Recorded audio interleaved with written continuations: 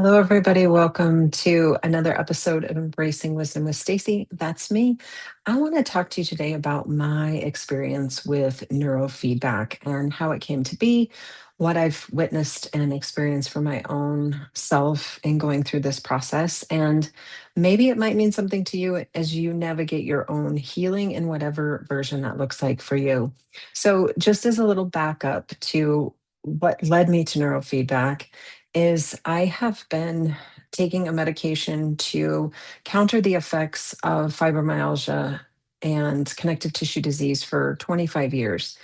And in addition to that, the last 10 years, as you know, I've been struggling with hip surgery after hip surgery, I had an ankle surgery thrown in there, a knee surgery, a finger surgery. I just had a lot of orthopedic things in the last 10 years that did unfortunately require me to have to be on an opioid. And so the combination of those two drugs over time, with also some lifestyle choices, I started to develop some symptoms that were startling to me.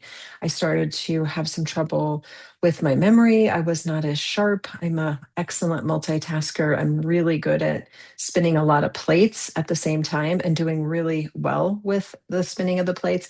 And I started to notice plates were falling. I was dropping a lot of things. I was missing appointments. I forgot to pay my mortgage. Things were just happening, and I was mostly forgetting conversations that, especially I was having with my son, just random things, nothing super important. But he finally pointed out to me, like, Mom, we've already talked about this 3 times.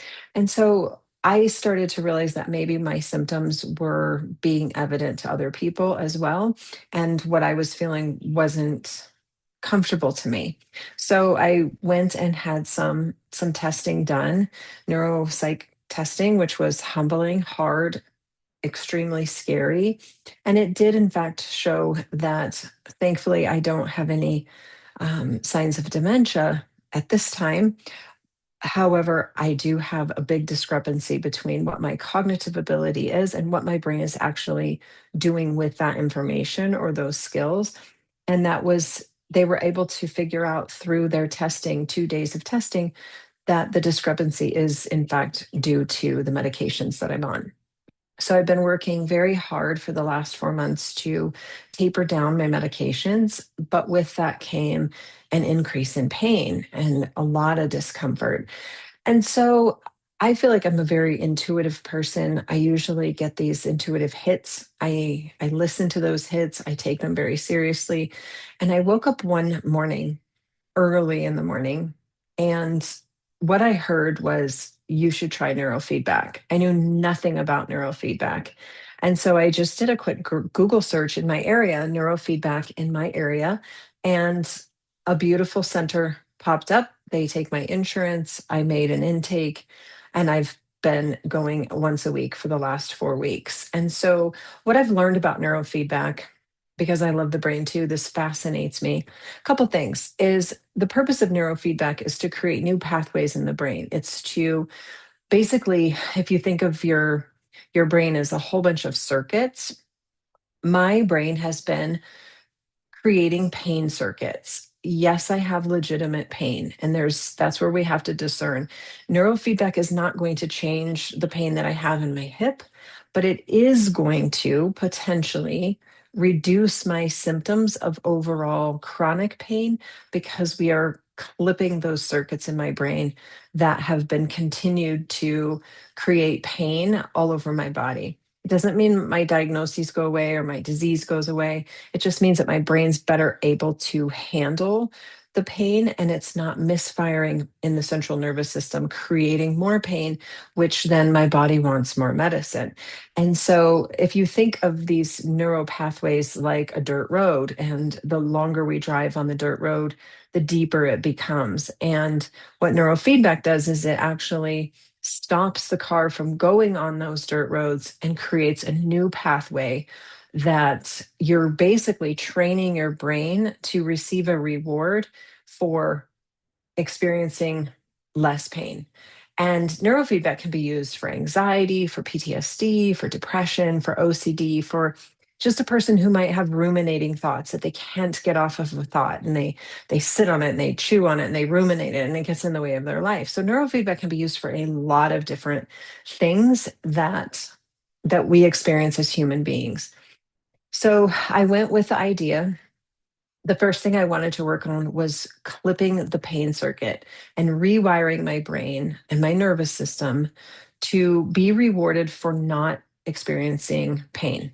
And so basically, they use EEG technology. So they hook your brain up to these little probes, they map your brain, and then they determine through your brain waves and through you watching either a movie or playing a video game, anything that's stimulating, you just sit, you feel nothing whatsoever, you don't feel a thing. I play a video game, I do a puzzle, um, just a video game puzzle, but you could choose to watch television, watch a movie, anything that keeps your brain engaged.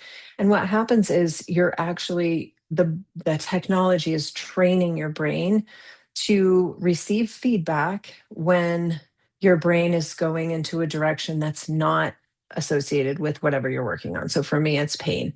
And so throughout the video game process or the movie, the screen that you're watching will actually change. The volume gets louder, the screen fades into darkness, or it gets really bright. And that's the technology's way of training and rewarding the brain for being in a different state. So for me, I'm looking for my nervous system to be relaxed and calm. And so when the brain activity, while I'm hooked up to the machine and doing the video game, is showing that I'm calm and relaxed, I get a reward for that. I don't know I'm getting a reward, but that's what's going on behind the scenes technology wise.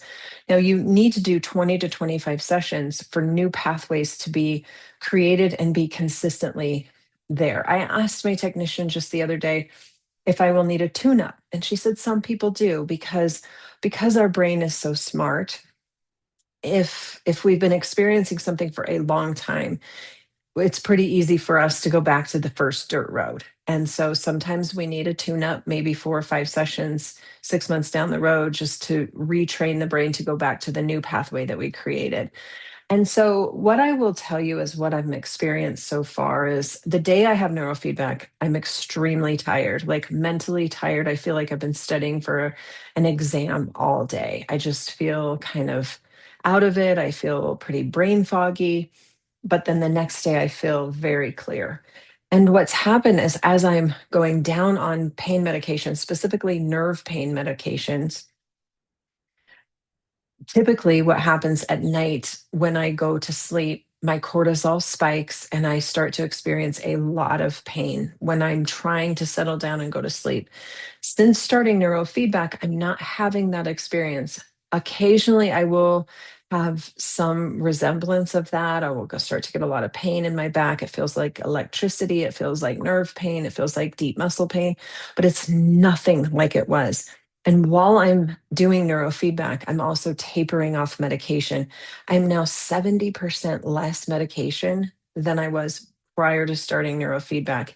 I don't think I could have tapered off the medication without neurofeedback. I think the combination of both things happening at the same time, the neurofeedback is retraining my brain to experience pain differently while I'm tapering down a medication that is typically very, very hard to taper. And so I'm thrilled that I'm on track to only have 3 more weeks of this medication after over 25 years of this medication. I can't even describe how exciting this is to me. And once we create the new pain circuit or nervous system support, then I want to work on some of the memory stuff. I want to sharpen up my brain again. I want to work on some of those things. And then we'll see where we go. I mean, the opportunities are endless. I don't have anxiety or depression, so that's not something that I need to work on or want to change because I don't experience those things. But certainly, chronic pain is one that I definitely wanted to work on. And then just rebuilding some of those memory centers in my brain that where I feel like I'm able to recall information better because I do have a hard time recalling information and then using that information. So I'm excited about that. Once my body is off of one of those medications, hopefully with the neurofeedback and just being clear of that, my brain will respond really well. Now, here's what's really cool to note. We have four brain waves in our brain. And through the neurofeedback process, you're hooked up to this technology that can look inside and see the brain waves. Now, my delta waves have been consistently regulated throughout every session. My technician says to me that that's incredibly rare for people to be regulated in their delta waves consistently. And that typically somebody who has irregular delta waves would be experiencing a lot of brain fog, a lot of sleepiness, fatigue, things like that. But a regulated delta wave is evident of a person who has more space between their thoughts, that have the ability to have less clutter, less mental clutter. And so we've talked about my delta waves at length many times after the session because I love to see what my brain looks like on the inside. And she just keeps reiterating that it's evident that I work and have worked very hard to be present, and that mindfulness and presence and the use of meditation has absolutely trained my brain to have less thoughts, which is remarkable to me. And it is such a push for all of us to live in the moment and to be in the moment and to act in the moment, to think in the moment, to feel, to love everything in the moment, because it's evident that training your brain to be present, and the true definition of mindfulness is to be aware of what you're doing while you're doing it. You're not thinking two steps ahead into the future. You're not dwelling on your past. You are simply experiencing life in that moment. And I have tried and succeeded at accomplishing that over the last 20 years very intentionally. I used to be a huge what if person, and I had a solution or a possible scenario for every single situation that was in my life. I had all kinds of strategies in place that if this happens, I'll do this. And if he says this, I'll do this. And it was absolutely exhausting, and it increased my stress exponentially. And so I made a decision about 25 years ago that I was just done. I was done being in the future. I was done being in the past. I was going to train myself to be very present in what is happening right now and not attempt to manipulate what might happen or create all of these safety nets in my mind of potential outcomes. I worked really hard at stopping my brain from saying, what if? And what's really cool and very validating to me is that I have succeeded in that. And my brain actually has more space between thoughts than the average person. And that just goes to show how important mindfulness is in your mental health, in your relationships, in your work life, in your physical health. Mindfulness is where it's at. And I just get so excited when I go to neurofeedback and can see hard, actual scientific data of my brain benefiting from the work that I've done in terms of mindfulness. So I'll keep you posted on as I progress. I've only done this 4 sessions now. I already feel a tremendous difference. And then I'll touch base as I get closer to ending this phase and then see where I'm at and what I'm going to work on next in my brain and train my brain to have a different experience as related to memory and cognitive stuff and what my brain can do with the information that it has. So if you have questions about neurofeedback, reach out to me. I'd love to talk to you about it and give you my experience a little more detailed, whatever you need. But it's a great tool. Here's what the negative of it. The negative of it is that not one single person in my life, medical team wise, has ever suggested neurofeedback. Not one single doctor, nurse, person ever suggested that this was an option. And that to me is a disservice. And so I'm all about blabbing about it because it is an absolute choice. Insurance pays for it. We don't have to be medicated. We don't have to do talk therapy.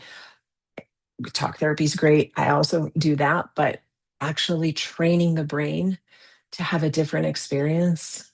I just can't believe that nobody suggested this in all of the 25 years I've been living with chronic pain. So, if you want more information about where I go locally, just reach out to me. I'd love to chat with you about it, and I will definitely keep you posted on how it's progressing and just how exciting this is. So, take care, and I'll see you soon. I'm going to go train my brain a little bit. Take care. Bye.